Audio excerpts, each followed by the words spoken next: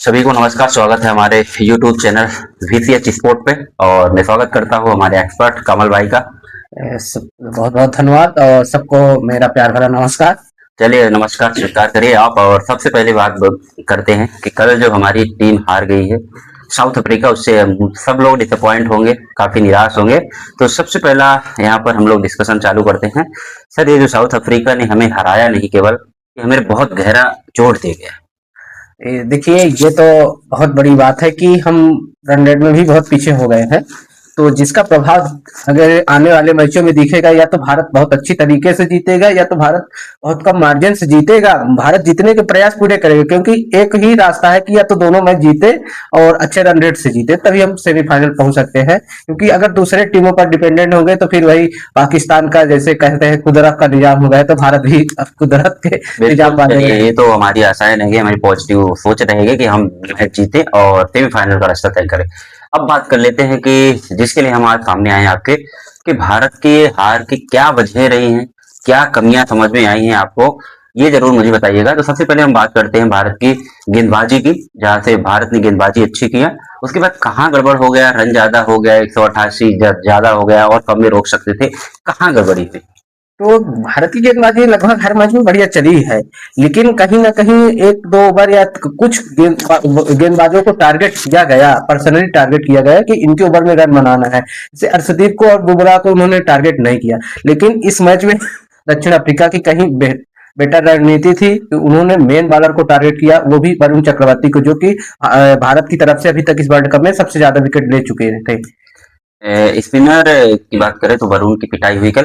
Strategy जो south Africa ने अपनाया, ब्रेविस मिलर, ये खतरनाक खिलाड़ी हैं, लेकिन जिस तरह से उन्होंने गेम को चलाया उसके बारे में आप क्या कहें? देखिए, हम मैं तो सोच रहा थी कि पूरा गेम मार्करम चलाएंगे, वो लास्ट तक खेलेंगे और इनके आसपास, मार्करम के आसपास सब आएंगे, फट्टा मारेंगे, अगर लगी तो लगी, नहीं तो वो सिर्फ कम गेंदों पर ज्यादा रन। लेकिन जैसे कल मार्करम का विकेट गिरा, फिर रिकल्टन और डिकाक भी शुरू में ये जैसे विकेट गिरा, उसके बाद जैसे कि डेवार्ड ब्रेविस, आप जानते हैं कि वो बहुत देर तक टिकने वाले नहीं, मतलब उनकी गेंदें कम और रन ज्यादा रहेंगे। वो काम भी किया, लेकिन उन्होंने जो विकेट को रोका, और मिलर जो काम किया, मिलर जो 6 वर्ल्ड कप का इतना अनुभव था, उसका पूरा प्रयोग किया कल उन्होंने। साउथ अफ्रीका ने जो गैम्बल भी एक खेला था, क्रिस्टन स्टप्स का और डिवाल्ड ब्रेविस, एक साथ खिलाया था हाँ, दोनों को, जबकि उसका फायदा मिला। जबकि ट्रिस्टन स्टप्स इनके प्लेइंग 15 में नहीं थे, कि मतलब इस 15 स्क्वाड में थे, लेकिन उन्होंने एक गैम्बल खेला कि इनको दोनों को साथ में लेकर चलते हैं। चलिए, ये तो रही टीम पहले इनिंग के बाद। दूसरी इनिंग सबसे मोस्ट इंपोर्टेंट, जिसके लिए भारतीय टीम जानी जाती है, बैटिंग लाइनअप। बैटिंग लाइनअप में अभिषेक शर्मा का फिर फेल होना, ईशान किशन स्ट्राइक पे आते हैं, वहां से शुरू हम करते हैं।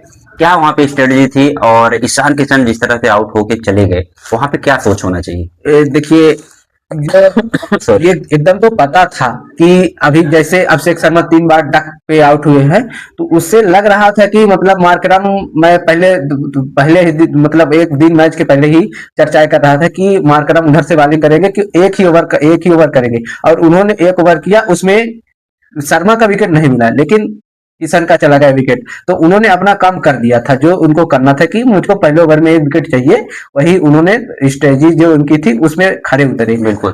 तो जो भारतीय टीम की अभी अभिषेक शर्मा, ईशान किशन, उसके लिए मान ली आगे आगे भी मैचेस हैं, उनके लिए, उसके लिए आपका क्या सजेशन रहेगा? क्या लगता है कि कैसे करना चाहिए? ये बहुत बुरी तरह फंस रही, खासकर स्पिनर के एक ओवर भारत से झेला नहीं रहा है। मैं तो यही कहूंगा कि आप भाई पहले ओवर में आप 10 रन 20 रन क्यों सोच रहे हो कि ये पावर प्ले का ओवर, आप उसमें स्टार्ट करने की सोचो कि हमारे चलो एक ओवर में 2 रन भी आ जाएंगे, 3 रन भी आ जाएंगे, लेकिन अगर दोनों स्ट्राइक चेंज कर ले कि भाई मैं 3 गेंद खेल चुका हूँ या 2 गेंद खेल चुका, अब तू खेल ले, मतलब ऐसे कर सकते हैं। तो मतलब जो एक पिच का मिजाज है, या पहले ओवर का जो प्रेशर है, वो कम हो जाएगा कि आपका विकेट नहीं जाने वाला उसमें। आपकी 5 ओवर का क्या है, आप पावर प्ले का फायदा उठाइए पूरा। चलिए, ये तो रही बात। फिर आते हैं सूर्य कुमार यादव और तिलक वर्मा, इनके बारे में आप क्या कहेंगे? क्या इनकी मेंटेलिटी इस समय चल रही, क्या वो अपना नेचुरल गेम खेल पा रहे हैं, टीम का प्रेशर हैंडल कर रहे हैं, क्या कर रहे हैं? मतलब मैं स्पेशली मैं तिलक वर्मा और इस तिलक वर्मा की बात करूंगा। भाई, लीग स्टेजेस में जो इन्होंने परफॉर्मेंस की, वो ठीक है, उसमें हम यहाँ तक पहुंचे हैं, सुपर 8 मुकाबले खेल रहे हैं, लेकिन अब जो आपका ओरिजिनल गेम है, इस तरह अब से मतलब सेमीफाइनल खेलने के लिए आपको यहाँ से अपना ओरिजिनल गेम है, जो जिस तरह की आपको बैटिंग है, स्टाइल है, उस पे आना पड़ेगा। सूर्य कुमार यादव कि मैं मानता हूँ कि उन्होंने स्लोवर का और फुल बॉल का बहुत प्रयोग किया, लेकिन आपकी सिंगल भी तो नहीं आ रहे हैं उस गति से। आप चौके छक्के मार के आप रन गेंद बराबर कर रहे हैं, लेकिन सिंगल निकालिए भाई, रन गेंद बराबर चलेगा, लेकिन चौके छक्के आपके मतलब रन गति को बढ़ाएंगे। अगर आप सोचेंगे कि मैं चौके छक्के मार के रन गेंद और बराबर कर लेंगे, तो आप उधर भी तो देखिए कि आपके ओवर भी जा रहे हैं, और कोई विकेट गिर गया तो आपके ऊपर उसका भी तो प्रेशर बन रहा है। तिलक वर्मा से मैं यही कहूंगा कि आपने जो एशिया कप में खेला वो जो कम स्कोरिंग मैच था वो मैं मानता हूँ। कल का मैच भी अगर आप दोनों तिलक वर्मा और सूर्य कुमार यादव चला लेते, मैं ये नहीं कहता हूं कि आप इस 8 के रन रेट से भागिए, आप 6 के रन रेट से भी आप वहां पर विकेट रोक लेते तो भी काम हो जाता तो था। कल तो मतलब तिलक वर्मा ने ऐसा कुछ ट्राई ही नहीं किया रोकने का। और सबसे बड़ी बात, यहाँ 3 नंबर 4 नंबर की बात करते हैं तो कुछ ऐसे खिलाड़ी हमें मतलब मजबूर करते हैं, ये हार हमें मजबूर करती है कि उनका नाम लेना ही पड़ेगा। उनमें आप किसका किसका नाम लेंगे? भाई केएल राहुल की कल और श्रेयस अय्यर की एकदम लग रहा था कि, या तो ऋतुराज गायकवाड़ और शुभमन गिल, कि आप भाई ऐसे प्लानिंग करिए कि हमको एक मैच चलाने वाला बीच में चाहिए। आपने एकदम से जो इंग्लैंड वाला फार्मूला अपनाया है, तो कल आप देख लीजिए कि फिल शार्ट ने भी अपने ईगो को साइड में रखा और वो 52 रन बना के गया बंदा, तब जाके 146 का स्कोर श्रीलंका के खिलाफ लगाया था इंग्लैंड ने। तो आपको ऐसा करना पड़ेगा कि एक बंदा मारे और एक बंदा रुकना पड़ेगा। बिल्कुल, तो हमें इन खिलाड़ियों पे आगे जो मैचेस हैं, ये क्रिकेट है और क्रिकेट हमेशा उसी पे चलता है, अपने पुराने फॉर्मेट में चलेगा। एक दो खिलाड़ी ऐसे चाहिए, क्योंकि आज की मैं टीम में देख रहा हूँ कि एक भी खिलाड़ी ऐसा नहीं जिसको सिंगल डबल आता। अब मैं तो कल देख रहा था तो भाई स्लोवर गेम कर रहे थे, तो आप विराट कोहली क्या वो बहुत साल नहीं हुआ उनको संन्यास लिए हुए, वो भी तो T20 खेले हैं, टेस्ट खेले, लेकिन उन्होंने जो सिंगल डबल निकालने का तरीका आपको उसको अपने बैटिंग स्टाइल में लाना पड़ेगा। और कल देखिए कि सूर्य कुमार यादव से सिंगल और भी नहीं आ रहे थे, चौके वो जो मान लिया ठीक है, लेकिन सिंगल में से वो फंस रहे थे। बिल्कुल, कोई भी खिलाड़ी ऐसा नहीं जो सिंगल डबल ले सके। फिर आते हैं सबसे बड़ा पॉइंट है यहाँ पे, जब ये इस तरह के विकेट गिर जाते हैं तो हमें याद है कि अक्षर पटेल ने जिस तरह से इनिंग खेला था T20 वर्ल्ड कप का फाइनल हो, चाहे पिछले 2 साल से आप देख लीजिए, तो अक्षर पटेल का वहां जैसे 3 विकेट गिर गए थे भारत के, तो अक्षर पटेल के हमें याद आए, अक्षर पटेल का नहीं पिकअप करना और वाशिंगटन सुंदर को भेज देना। इसके बारे में क्या कहेंगे आप? कैसे? एक तो चलिए, मैं कहता हूं कि आपने दक्षिण अफ्रीका को चौंकाया कि हमारा वाइस कैप्टन नहीं खेल रहा है। हमारी ये उन्होंने टारगेट किया होगा कि अक्षर पटेल खेलेंगे, इस तरह उनकी प्लानिंग जो प्लेइंग 11 उनके नजर में रही होगी दक्षिण अफ्रीका के, आपने उसमें चौंकाया। लेकिन आप ये भी देखिए कि इससे पहले वाशिंगटन सुंदर ने कितने मैच खेले हैं विश्व कप के, या वो कितने फिट बैठ रहे हैं इस बार प्लेइंग 11 में, ये भी तो देखना चाहिए। आपने सडनली सीधे कह दिया कि उधर से 3 लेफ्टी आएंगे इसलिए हमारे प्लेइंग 11 का भाग नहीं है। अच्छा अच्छा, तो ये एक होता है तजुर्बा जो खेलने का, कि भाई कोई भी बैट्समैन आएगा, हमको उसके सामने परफॉर्मेंस करनी है, कोई भी मैच आएगा। ये भी देखिए, आप ये मत देखिए कि हमारा कॉम्बिनेशन कैसा ठीक बैठ रहा है, इसमें अगर जाएंगे तो फिर बहुत गड़बड़ होगी। बिल्कुल। फिर आगे आते हैं हार्दिक पांड्या और शिवम दुबे, हालांकि इन्होंने अच्छा काम किया। हार्दिक पांड्या का रोल क्या होना चाहिए, मुझे ऐसा लगता है कि जब इस तरह की सिचुएशन है, वो बंदा जो जिसके पास बहुत काबिलियत है, शिवम दुबे, हार्दिक पांड्या, वो तब क्रीज पे आते हैं जब मैच ऑलमोस्ट खत्म हो गया। तो क्या लगता है कि हार्दिक पांड्या और ऊपर आ सकते थे? मुझे तो लग रहा था हार्दिक पांड्या को जहां वाशिंगटन सुंदर वहीं पे भेज देते तो चल जाता, क्योंकि आपके पास शिवम दुबे। एक तो इस बार हार्दिक पांड्या की कोई जगह फिक्स नहीं दिख रही है। पिछले वर्ल्ड कप में जैसे उनका था कि आप इस नंबर पर जाएंगे, आपका नंबर फिक्स है। जब आपने शिवम दुबे को और रिंकू को एकदम फिनिशर का रोल दिया ही है कि हम आपसे फिनिश करवाएंगे, तो फिर आप एक तो शिवम दुबे को कभी हार्दिक से ऊपर भेज रहे हैं या हार्दिक को पहले भेज देते हैं। ये जो गड़बड़ हो रही ना, इसको आपको सुधारना पड़ेगा। या तो एक डिफाइन करिए कि हार्दिक आपको जाना है जब हमारे पास 16 से 20 ओवर का गेम बचेगा, उस पर आपको जाना है। कोई कैसी भी सिचुएशन रहेगी आपको मैच को निकाल कर देना। इस तरह की अगर डिफाइन करेंगे तब ठीक रहेगा। लेकिन अगर आप ये सोचेंगे कि हमारे विकेट गिर गए तो पहले हम शिवम को भेज देते हैं फिर रिंकू को, फिर तो ये गड़बड़ मत करिए। आप एक बहुत ऐसे मैच आएंगे कि उसमें कर सकते हैं, लेकिन अगर वो पहले से ही अगर ये बना लेंगे तो ये बहुत बड़ी गड़बड़ हो रही है यहाँ पर। क्योंकि मैं मानता हूँ कि हार्दिक पांड्या जो है इस पूरे जो खेमा है अपना, उसमें सबसे एक्सपीरियंस प्लेयर है। और उस बंदे को ये भी मालूम है कैसे कैलकुलेशन करना है, कैसे, तो उसको टाइम चाहिए। मैच खत्म हो जाता है उसके बाद अगर आप उसको भेज रहे हैं आप तो देखिए कि पिछला वर्ल्ड कप जो हमने पाकिस्तान से जीता था, हाँ हाँ। वहां पर विकेट गिरा था, फिर उन्होंने विराट कोहली के साथ जो पार्टनरशिप की थी, तो आप उनका एक्सपीरियंस देखिए कि जब वहां की पिचों में उन्होंने ऑस्ट्रेलिया जैसे पिचों पर, फिर आप वेस्ट इंडीज के जितने भी मैच हुए थे पिछला वर्ल्ड कप में, वहां पर देखिए कि जब वहां की पिचों पर ये बंदा अच्छा कर सकता है तो अपने इंडियन पिच पर क्यों अच्छा नहीं कर सकता। फिर इनके आईपीएल का जो एक्सपीरियंस है, जो अभी इन्होंने गुजरात को जिताया था, तो ये तीसरे नंबर चौथे नंबर पर खेलने आ जाते थे, तो उसका भी देखिए कि इनका जो अनुभव है उसका यूज करिए कि भाई ये मैं गेम को चला भी सकते हैं, ये नहीं कि फट्टा मारेंगे ही, एक लेकिन आप उनको मजबूर कर देते हैं कि सातवें नंबर पर छठवें नंबर पर भेज के उनको फट्टा मारने के लिए मजबूर कर रहे हैं। एक बात मैं कहना चाहूंगा कि जिस तरह से मतलब जब से गौतम गंभीर आए हैं, एक कठिन सवाल ये है कि बैटिंग ऑर्डर पूरा डिसऑर्डर हो गया, समझ में नहीं आ रहा कौन कब आएगा। इससे मतलब ये समझ में आ रहा है कि कप्तान की भी नहीं चल रही, मतलब गौतम गंभीर के हिसाब से मेंटेलिटी चल रही, जबकि दिमाग हर खिलाड़ी का अपना अपना होता है, एक्सपीरियंस अपना अपना होता है। तो ऐसा करने से क्या टीम को कितना नुकसान होता है। अभी देखिए जितने भी बायलेटरल हो रहे थे तिलक से 3 नंबर करवा रहे थे, लेकिन जब फिर आपका वर्ल्ड कप आया, सडनली आपसे आपने सूर्य कुमार को 3 नंबर पे भेजना शुरू कर दिया, तो ये भी तिलक तिलक के कॉन्फिडेंस कहीं ना कहीं हिला है, और सूर्या के ऊपर एक अतिरिक्त जिम्मेवारी बढ़ गई है। तो उसको उसको देखना पड़ेगा कि भाई जो बैट्समैन पहले से इस कंडीशन के लिए अपने दिमाग को प्रिपेयर कर चुका है, वो नंबर के लिए प्रिपेयर कर चुका है, उसके हिसाब से अगर हम नहीं चलेंगे तो फिर कहीं ना कहीं गड़बड़ होगी। और जैसे अभी बात है कि इस मैच में वाशिंगटन सुंदर खिला है, अगले मैच में फिक्स है कि नहीं खिलाना है उनको, अक्षर पटेल को ही खिलाएंगे। अब मजबूरी भी हो गई है कि भाई अक्षर पटेल के साथ जाना ही जाना है, क्योंकि आपका एक बालक कम हो रहा है, आपने पूरे ओवर नहीं करवाए कल वाशिंगटन से, और फिर उनको बैटिंग लाइन उनको संभालने का मौका भी नहीं दिया आपने, सडनली उनको ऐसे नंबर पे भेज दिया जिसके लिए वो शायद मानसिक रूप से तैयार ही नहीं थे कि मुझको इस नंबर पर बैटिंग करनी है। रिंकू सिंह के बारे में थोड़ी सी बात कर लेते हैं। रिंकू सिंह की हालांकि कोई विशेष गलती होती नहीं, क्योंकि वो ऐसे समय पे आते हैं, ऐसे सिचुएशन उनको हैंडल करना होता है कि वहां से या तो मैच खत्म हो चुका है या तो जिता सकते हैं।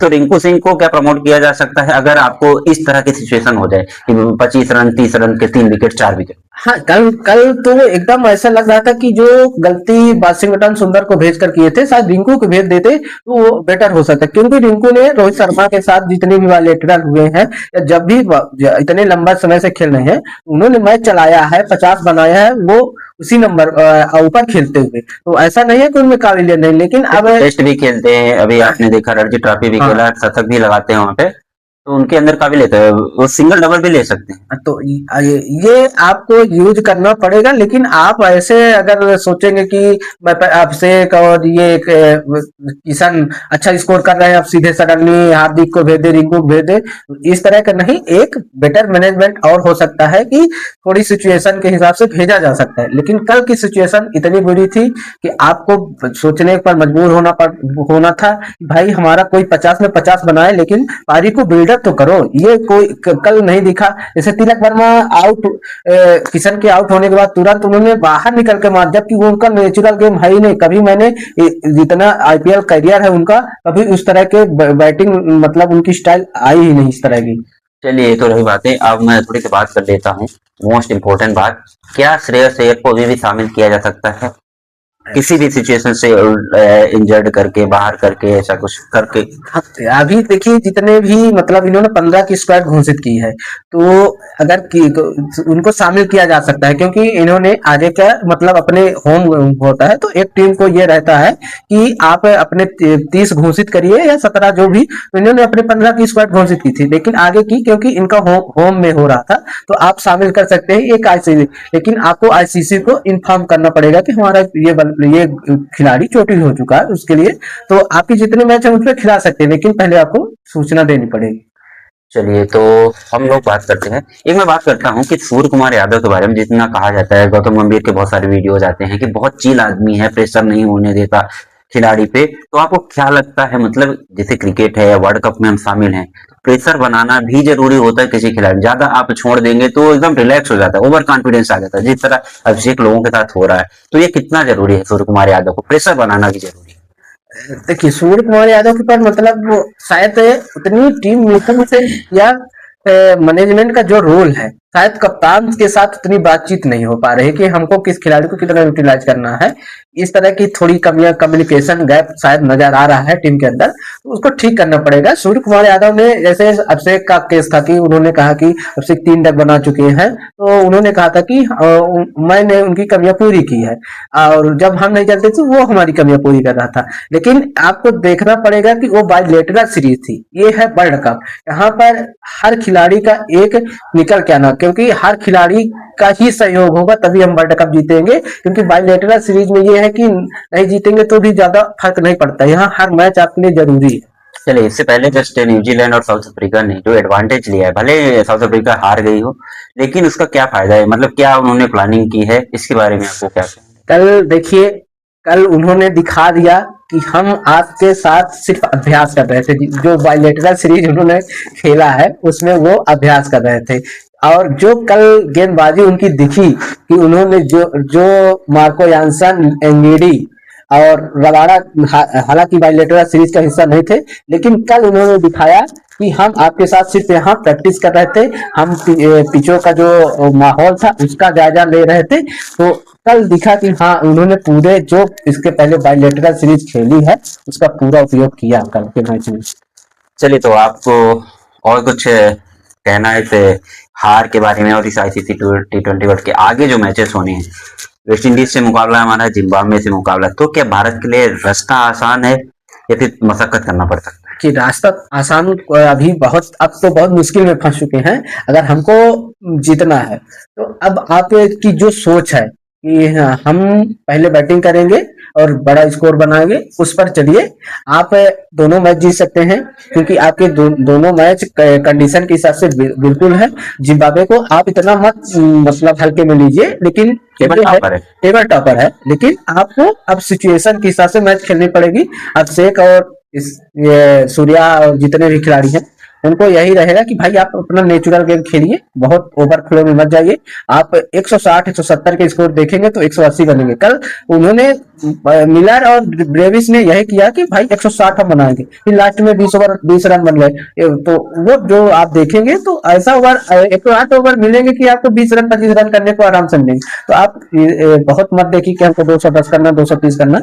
आप ये देखिए कि 160 170 का आइडियल स्कोर है इस T20 वर्ल्ड कप में, क्योंकि सिचुएशन बहुत बहुत अच्छी है कि भारतीय कंडीशन में हो रहा है, उसका पूरा फायदा उठाइए आप। चलिए, ये तो रही सारी बातें, पर पहले एक ही बात मैं कहना चाहूंगा भारतीय टीम से, भाई सिंगल लेना सीख लो, सिंगल लेना सीख लो, तभी आपका काम हो पाएगा। एक भी ऐसा खिलाड़ी नहीं है जो सिंगल ड्राइव करके लेता हो, सब बैट को सीधे ला रहे हैं कि बैट आके सीधे टकरा जाए तो भग गए तो भग गए। हाँ, ये भी देखने को मिला है कि कोई ये नहीं सोच रहा कि मैं आगे पैर निकाल कर ड्राइव करके गैप में डालकर 2 रन 3 रन भागूं या सिंगल भागूं, वो नहीं। अगर बैट में आई, बैट तक गेंद आई, अगर लग गई और फील्डर से दूर इधर उसके आजू बाजू चली गई तो सब सिंगल मिल रहा है। लेकिन अब ये नहीं कोई कर रहा है कि लो मैं सीधा ड्राइव लगा के अपने पैर निकाल के अपने बैट्स का या कलाइयों का उपयोग करके सिंगल निकालूं, वो कोई नहीं दिखा। मतलब ये पूरे जितने भी अभी तक मैच उसमें भी पूरा नहीं दिखा है कि भाई आप देख लीजिए कि डार्ट और चौके छक्के बराबर हो सकते हैं,